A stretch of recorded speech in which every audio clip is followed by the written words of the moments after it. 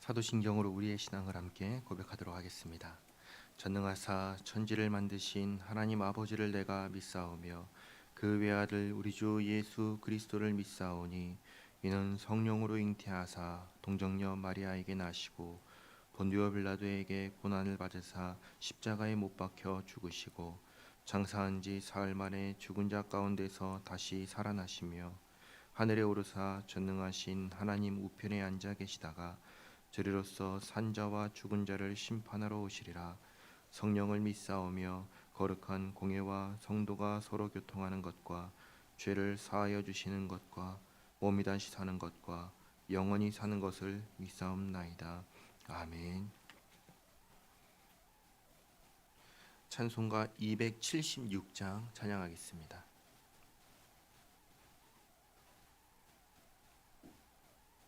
찬송가 276장입니다.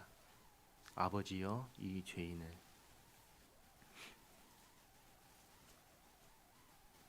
같이 찬양하겠습니다. 아버지여 이 죄인을 용납하여 주시고 예수님의 이름으로 구원하여 주소서. 아버지를 떠나 산지 벌써 오래되었고 험한 길에 곤한 몸이 이제 돌아옵니다. 전에 하던 헛된 일을 애통하게 여기고 겸손하게 엎드려서 용서하심 빕니다. 은혜 감당 못하오나 회개하는 영혼과 나의 약한 육신까지 감히 드리옵니다. 나의 죄를 사하시려 주님 죽으셨으니 그 공로를 의지하여 주만 의지합니다. 아버지여 용납하사 나를 품어주시고 주의 사랑 품 안에서 길이 살게 하소서. 아멘. 아멘. 오늘 함께 읽을 말씀은 사무엘하 14장 21절에서 33절까지 말씀입니다. 사무엘하 14장 21절에서 33절까지 말씀을 한 절씩 교독하고 마지막 절은 함께 읽도록 하겠습니다. 사무엘하 14장 21절입니다.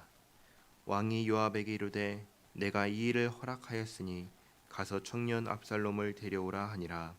요압이 땅에 엎드려 절하고 왕을 위하여 복을 빌고 요압이 이르되 내 주 왕이여 종의 구함을 왕이 허락하시니 종이 왕 앞에서 은혜 입은 줄을 오늘 아나이다 하고 요압이 일어나 그술로 가서 압살롬을 데리고 예루살렘으로 오니 왕이 이르되 그를 그의 집으로 물러가게 하여 내 얼굴을 볼 수 없게 하라 하매 압살롬이 자기 집으로 돌아가고 왕의 얼굴을 보지 못하니라.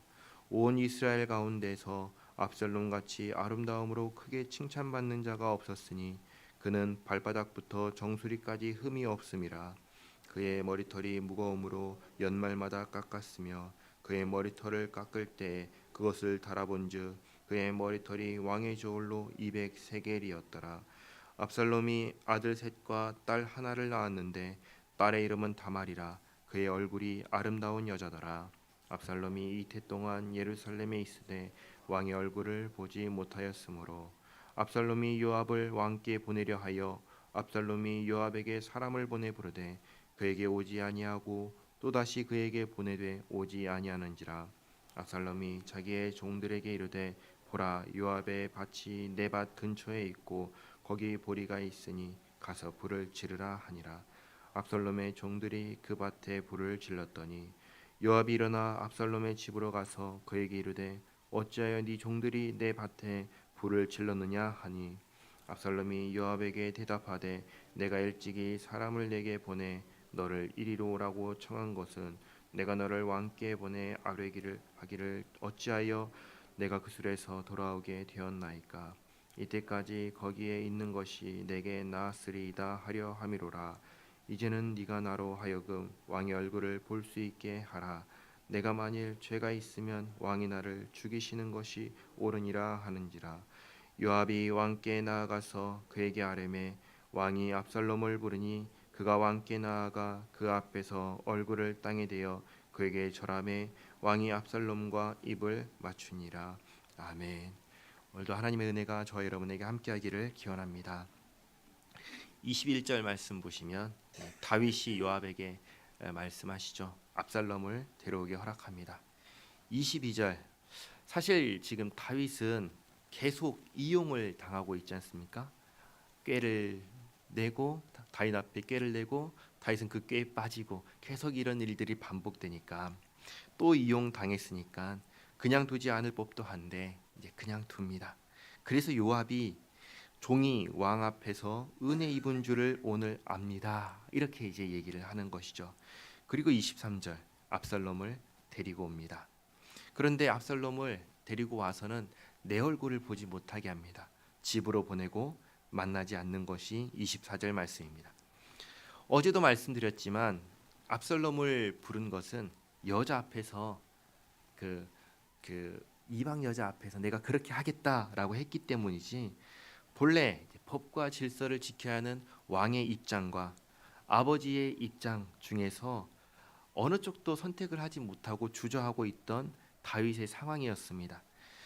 자비는 공의가 분명하게 세워졌을 때 의미가 있는 것입니다. 공의가 없는 자비는 오히려 질서를 무너뜨리고 혼란만 가중시키는 것이죠. 그래서 다윗이 이제라도 불렀으니까 이 안에서 다윗이 법과 질서를 세워서 일을 처리해야 했습니다. 그러나 다윗이 행한 것은 얼굴 보지 않겠다라고만 한 것이죠. 그 외에는 아무런 행동도 취하지 않았습니다.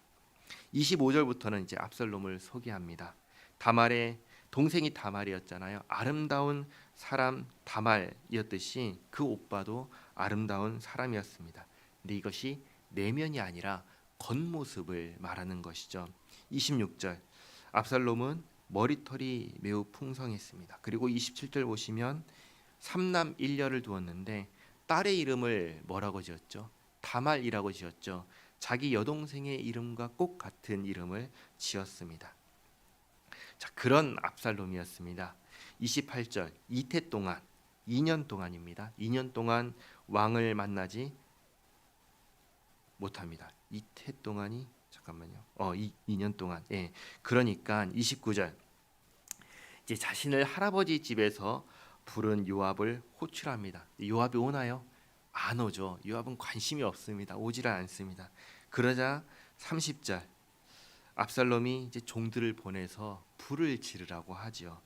자기가 찾아가면 되는데 찾아가지 않고 요압의 밭에 불을 질러서 해결합니다. 여기서 앞에는 요압의 외모와 그 가정 환경과 이런 것을 설명했다면 지금 이 모습 속에서는 무엇을 보여주냐면 압살롬의 성격을 보여줍니다. 어떤 성격인가요? 문제가 생겼을 때 폭력으로 해결하는 성격이 드러납니다. 처음으로 드러났던 것은 암논이었죠. 암논도 죽여서 그것을 해결했고 요압도 오지 않으니까 불을 질러서 이걸 해결했습니다. 그 성격이 어떤 성격인지 우리가 알 수 있습니다. 31절 드디어 요압이 옵니다. 왜 내 밭에 불을 질렀느냐 했더니 32절 이렇게 말하는 것이죠. 당신이 나를 데려왔으니 책임져라. 왕이 나를 2년 동안 안 보셨다. 나한테 죄가 있으면 나를 죽일 것이고 그렇지 않으면 왕을 뵐 수 있게 하라. 이 얘기를 한 것이죠.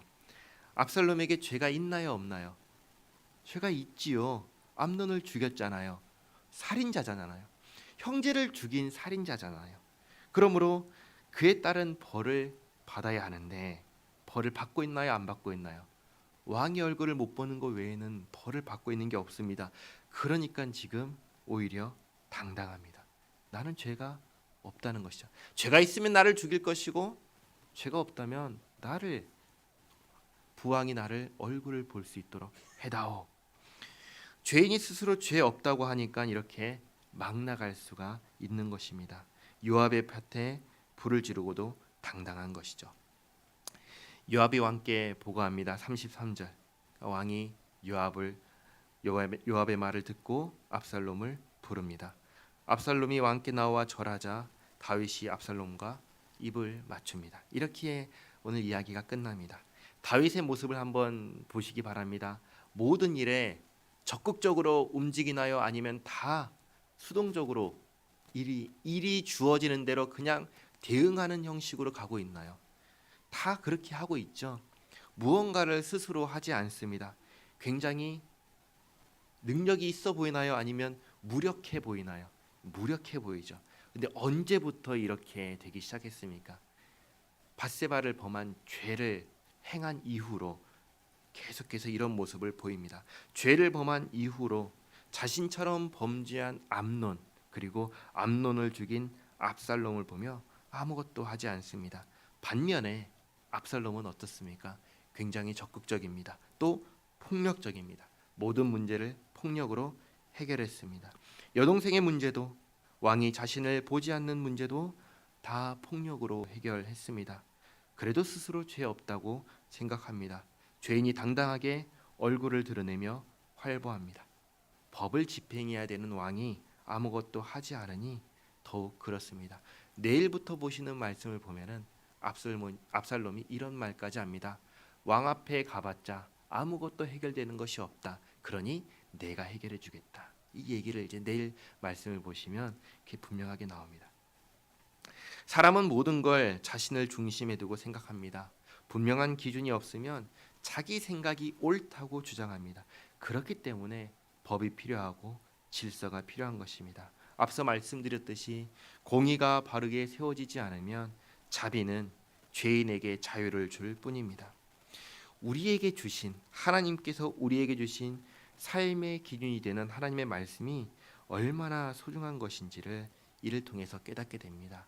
하나님 말씀 정말 내 삶에 중요한 것이고 이 말씀을 기준으로 살아야 하는구나. 이 사실을 잊지 마시기 바랍니다.